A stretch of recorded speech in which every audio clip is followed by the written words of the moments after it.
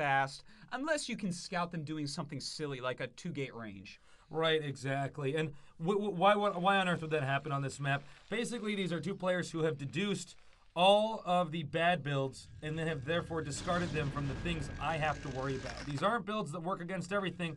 These are builds that only work against good players, and there are such things. Absolutely. You know, that's why when you hear I just say something like, I lost him because he's bad, sometimes that is true. Not every time, but sometimes that can be true. If you do something so stupid, a lot of times a good player will discount that. Now, one thing you have to do, though, is you have to accept, look, I mean, you know, if I'm going to become the best at StarCraft, I have to be prepared for everything, so I have to know my opponent and know my builds.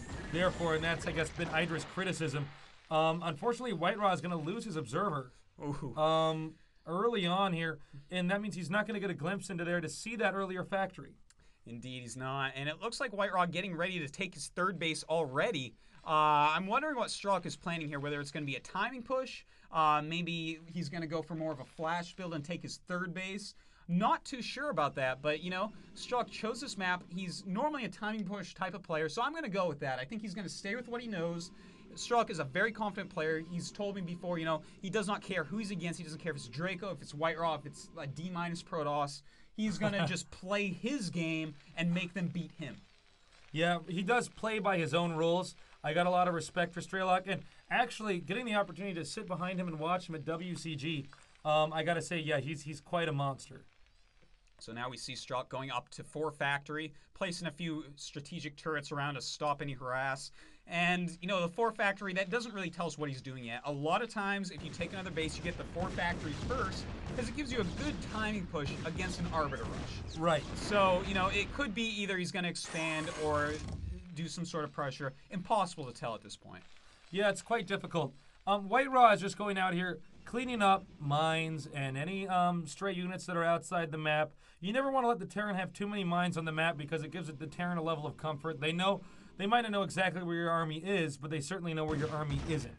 Yeah, and that is actually so important for a Terran player to be able to know things like that. Just adding the comfort, the confidence. I mean, this is not just a strategic game, not just a game of speed, not just, you know, a game of any one thing. Everything has something to do with it, and the mental attitude is a big part of that. Oh, absolutely. Now, we're going to see fast Arbiter here from White Raw. I think we can expect... Sorry, I said that like I was like Elmer Fudd, White Raw. We're gonna probably see a third assimilator here. And that's because he wants to get a lot of Arbiters out here very soon. Ooh. I think we're going to see a shuttle here for these DTs as well. And that's going to be make it impossible here for Terran to push. Although is Terran in fact going to push? It looks like that's going to be the case. So the shuttle with DTs, I would assume he's getting a shuttle. We don't see it, but that would make the most sense to me. And you know what? This is actually great play by both players right now. This is correct for... Look at that. Beautiful trap of those Dragoons. And that is just awesome when you're doing a time push. Picking off 4 goons just like that. It is absolutely huge. But here come the DTs. And this is big. He is going to stream in DTs one at a time to use up scans because he's rushing to Arbiter. Right. So if he can use up all the scans on the 2 bases, he is going to start getting free kills on these units. And that is going to be huge. That's exactly what you have to do with DTs. You have to stop them from having enough scans because when the Arbiter comes out, then you can wipe out the entire push.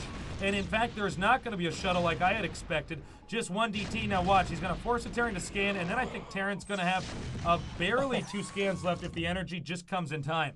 Yeah, and you know what? He's picking off tanks as well with these DTs. You know, Strelok isn't watching the map quite close enough to scan before they get there. So the DTs are getting in those 40 damage swipes, and it is devastating to Strelok's army. But still, Strelok is in a fine position. He has the strong enough push here to get up there and kill that 3rd base. Oh, yeah, absolutely. Now, he does get over here, and this is what we're talking about. He's going to get both of these tanks pretty quickly here. Does he have the scan? I don't think he has the scan. Now, barely in time he gets the scan. Sometimes if you're a very good Protoss player, you can even run away right when the scan comes, back off, and then wait for that to finish. Now, another scanner is going to be up here, which is going to be critical, but remember that the Arbiters are on the way, as is Stasis. Indeed, and what we just saw there was Strelok has his 3rd base up in mining, White Raw has his 3rd base up, but very few probes there. Also, Strelok has a lot of vultures out there, so if he does some well-placed mines, he has turrets being built now so that he doesn't have to use up his scans. Strelok is playing a brilliant game right here. What he needs to do, though, is get really aggressive on that third base. There's no reason for him to sit still.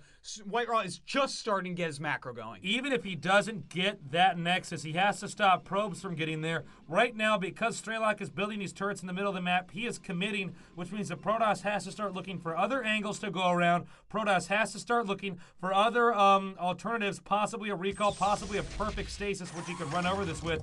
But right now, Terran is getting closer and closer and closer to this expansion, and White Raw, I don't feel like he's really dealing with it yet. Yeah, he's not. And you know what? There is a little flaw in what Strelok is doing here. You see he has a ton of vultures, and what you need to do against this very fast Arbiter Rush is just lay a ridiculous amount of mines. You want every mine out of those vultures because there's going to be an extra amount of speed zealots due to the lack of gas for Dragoons. Exactly. Plus, you got to remember that a lot of times Terran don't get to see all of those mines. For instance, in this case, White Raw's going to lose his observer, and if you get a good stasis on those tanks, there's a high chance that Protoss, because of all the buildings and stuff here, he's going to try to run into the middle of this army and then attack. He's going to run through a bunch of spider mines. Indeed, and you know, it's going to also slow him down a whole lot if he does see the spider mines. So really, there's nothing wrong with you want your mines everywhere. And you see he's trying to get around. I believe what White Raw is doing here is trying to cut off reinforcements. So what we see Strelok has a ridiculous amount of units at this point. His macro is really kicking. He's got those 3 bases. It looks like White Raw is going to be cut down to 2, although he's trying to take another one at the 9 o'clock expansion. White Raw is moving south now. I'm not sure if I agree with what he's doing. I think this small number of Dragoons is dangerously low to actually be running around the map like this. I think you're right. He's trying to cut off reinforcements. He does have Templars out as well. Now, this expansion's pretty much dead.